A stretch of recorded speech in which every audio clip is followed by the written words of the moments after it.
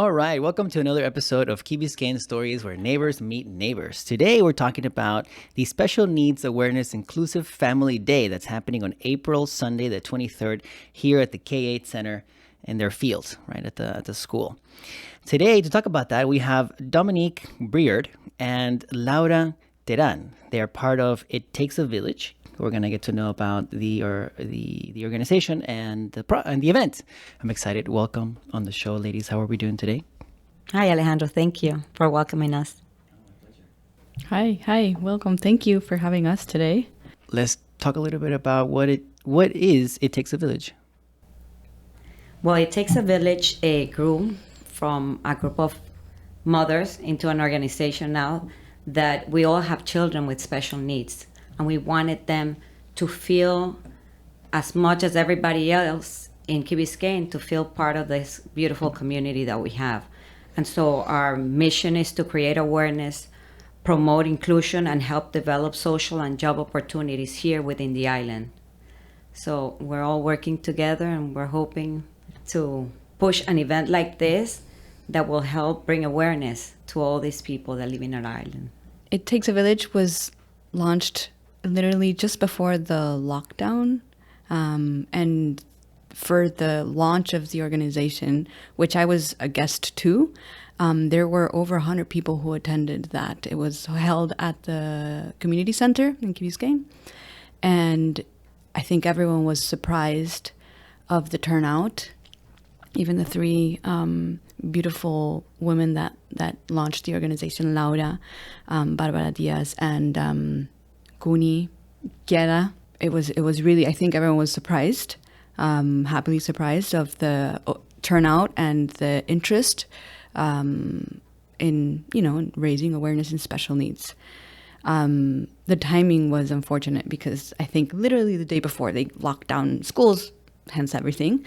And we went through pandemic craziness, and I think last year I reached out to Barbara and I said, "What are you guys doing?" And they invited me. Let's have a coffee and see what we can do. And we started continue to turn the wheels on the great mission of raising awareness for special needs. And the name of the organization is just perfect because it does take a village, and Key Biscayne is a village. It's very well named a village, not a town, not a city, It is a village and it's a community.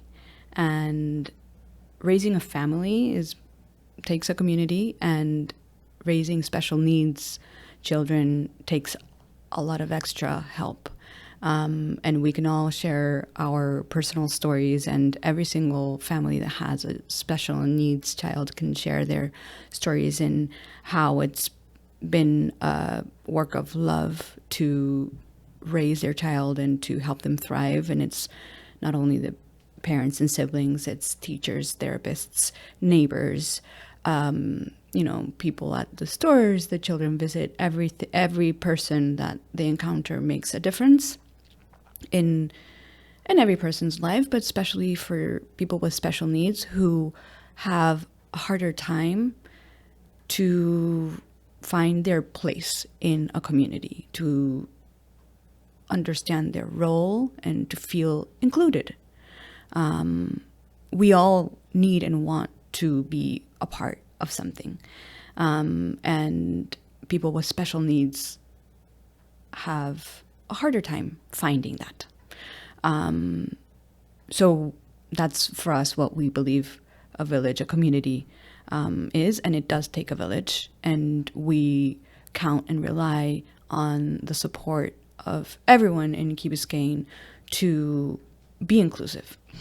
So that's what it takes a village is. It's really to raise awareness with everyone in Key Biscayne, to be involved with the families, to make the life of people with special needs a much better one. Key Biscayne, out of all the places in the world, is a fabulous place to live, a great place to raise a family, and I couldn't think of anywhere else better to raise someone with special needs because they have special needs. And we have the resources in Key Biscayne to offer that, whether it is a helping hand when they're crossing the street, a face they know when they're walking into CVS when they're old enough to do that, but they still need, a little bit of support, a little bit of knowing if they get lost, they can turn around and someone will help them out. Special needs is very broad, so I don't want to get into that, but it's great. I mean, even just thinking that there is a possibility for someone with special needs to be able to have a little bit of independence is a very big deal. And if there's one place in the world where we can achieve that is Key Biscayne. So when you mean special needs, what are we talking about exactly? Is there a range? It's a very good question. And, special needs is very broad and encompassing of anyone from someone who needs a wheelchair to someone with autism, Down syndrome, any cognitive issues, anyone with ADHD. Even dyslexia is a special needs. It is a very special needs because when a child that's learning to read in first grade, second grade is not able to do so, they go through a lot of struggles. And it affects their self-esteem, it affects their social life. So really anything that requires a little extra help, any special diagnose beyond the big difficulties of raising a healthy child is special needs. Yes, Alejandro, anybody with physical, emotional, or intellectual impairment, a lot of them have speech that they don't talk. And so all those are included in special needs, and we have a lot of them here in Key Biscayne.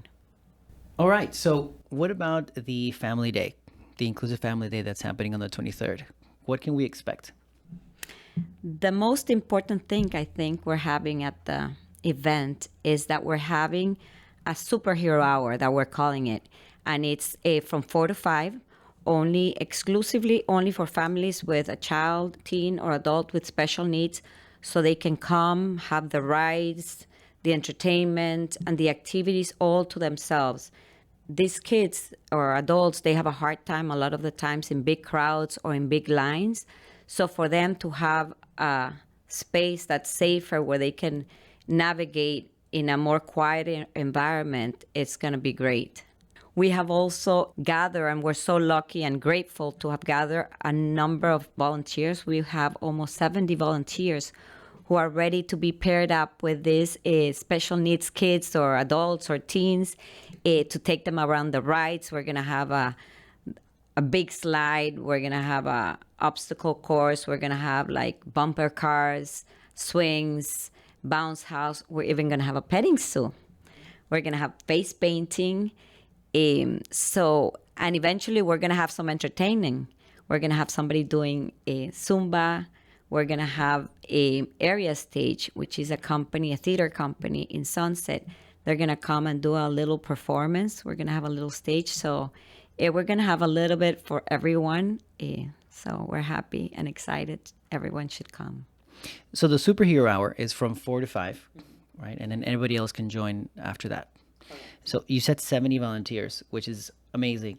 It's 70, right? Yes. So how is that dynamic going to go down with the volunteers and the kids? It's really amazing that we have a really good group of volunteers. During that superhero hour, we'll be connecting the volunteers with a special needs group, connecting, individuals with individuals so that they can have conversations, go on the rides together, enjoy the amusements and the food vendors and everything that we will be having at the event, the face painting and all these things, without a much larger audience, without having too many people there, without having to go through long lines. These are things that are very hard for people with special needs. Even perhaps some have difficulties when the volume gets very loud. So it will be an hour where they're the main focus. We want everyone who comes from the village to really see how flourishing our special needs community is. Starting at 5, everyone in the community is invited, and the same things will be available for free for everyone. And so they will be able to enjoy rides. We have bouncy houses and face painting and a lot of different amusements. There will be food vendors so people can get a snack or a meal. And we will also have providers. Laura, if you can share a little bit more of that. I think it's a really good component because we have service providers that focus on education for special needs, but not exclusively. So they do help kids that just need, a little push, just in general educational service providers that will be promoting themselves, but also have some interesting things to offer to engage with the audience. So, okay, the service providers, some are locally. So we have Motivating Minds, Minds of Tomorrow, and Casa Smiles. And then we have some from outside the Key. Like I had said, Area Stage, which is a theater company. We're going to have Card, FIU Embrace, My Time, Up to My Child. So we have a few that are coming to lend their expertise and answer questions to the families for potential children who may need them, children or adult who may need them. We're trying also to get Miami vocational rehabilitation for the older children so they can be trained for jobs. So we're really looking forward. We have a good crowd that has offered their services, and we're looking forward to matching them up with families who may need them. So at the end of the day, what is the goal with this Inclusive Family Day? There's so many events that go around in Key Biscayne, and most of our children are not able to participate because there's long lines, overcrowding, lots of kids screaming. So it's really hard for them to compete to make a line to sit with Santa or take a picture with the Easter egg bunny or grab the eggs because they didn't make it there in time. So we want the community to know they're here. Maybe in the next event that they see them there, they're going to let them in front of the line, or they're going to help them get the egg. We're actually having some badges made. Some of them may be able to wear them. Others will have stickers, depending on their sensibility of what they can use. If the parents want to have them wear them. But so the community can recognize them, and then next time they'll say hello, or they'll volunteer in our social societies that we have started to match kids and they come and play together, or, help them get in front of the line. And so at the event, that's what, during their special hours, obviously they'll have the lines to themselves, but once everybody gets there, I'm hoping, and we're actually going to tell the people running the rides, if you see a kid with a badge, they should go first. And so it's going to create awareness to these other kids. These kids need a little more attention. They may be a little slower or a little, more sensitive to the noises or whatever. So as soon as they get in front of the line, for them, everybody's going to have a great time and they're going to be seen. So I think that's the main purpose and how we want to create awareness. So you mentioned about matching kids to play together. That's a new thing. That's a new thing. We just started it. It's in Pampers, literally. We have a few volunteers who actually, one of them approached us and said, how can I get together with special needs kids? I want to get to know them, become a friend. And so we literally started we call it social societies. Not an official name, but literally the kids come. Like yesterday, it was a boy and his sister came over and played with 2 special needs kids. One brought Jenga, the other one Monopoly, and they stayed for an hour and a half, and they literally helped them count money on the Monopoly. It was just beautiful to watch because you would see the excitement of the kids with special needs, and then how the other kids wanted to engage. And you know what? These kids don't have friends. Sadly, it's really hard for them to make friends. And so for somebody to offer up their time when they have soccer and so many other activities to come and play with them, it's so special. And so that's something we literally want to continue, and we want to make it grow. We're doing it at the community center. They're offered up the adult lounge. So we're doing it usually in the afternoons on Saturdays between 4 and 5 and 6. It depends obviously on the volunteers' time or sports, or you know what, whatever time they can, we're going to do it then. So as we were talking before our show, that this is the first event of this kind in the Key, right? It's pretty exciting. Yes, this is the first event in Key Biscayne of this nature, and we're looking at this kind of like a pilot program, how we envision the events that the village of Key Biscayne offers, which the village of Key Biscayne is supporting us in this event. So this can be kind of like the pilot program where how we envision any event being inclusive. And so just, with a little accommodation, any type of public event can be accommodating to anyone who has any sort of special need. And the volunteer program is fantastic also because it offers the young community in Key Biscayne an opportunity to become engaged and aware. And as we were saying earlier, awareness is knowledge. It's, if there's something existing, just drawing attention to something, explaining just how it is, destigmatizes things, brings people closer to whatever that reality is, and makes us aware. And if we're aware of something, it's less daunting, maybe. It can be something that really engages the young community in Key Biscayne in a very nurturing way to them as well. One of the challenges I think we all have in Key Biscayne also is when kids grow a little bit older, they start to outgrow the size of the island. And this also, we are hoping, is an opportunity for kids and teens to become really engaged in being part of this community in a very healthy way. So this is the first event we have of this nature on the island, and we're hoping it will kind of set a base of how we can, with simple accommodations, make every event in the village inclusive, and also help the community at large understand that with simple adjustments, everyone has a space and a role, and can have a good time in an event like a public event where we have rides and fun and just be part of a community. Great. This has been great and informative about the event. We look forward to participating and being there.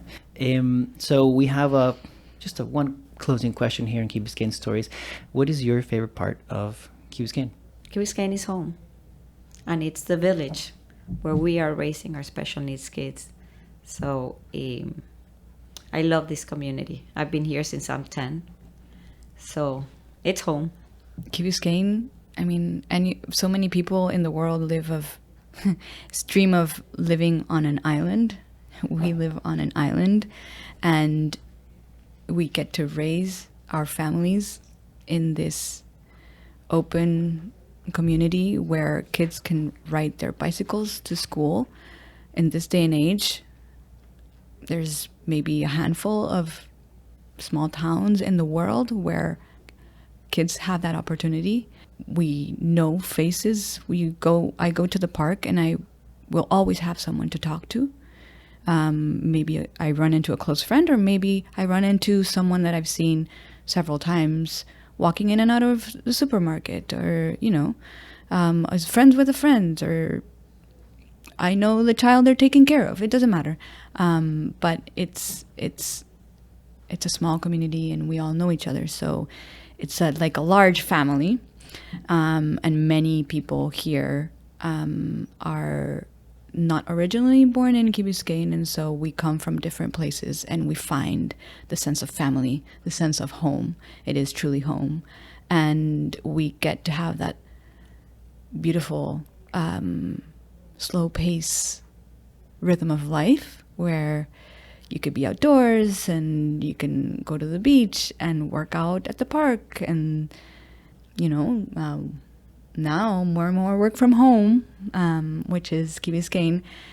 And then when you need a little bit more, you just go over the beautiful Rickenbacker Bridge and you have this vast city with every single thing. So it's everything is just 15 minutes away. What else could you ask for? Awesome. Ladies, Dominique and Laura, thank you so much for joining us on the show and telling us all about the event. We look forward to it. Thank you. Thank you, Alejandro.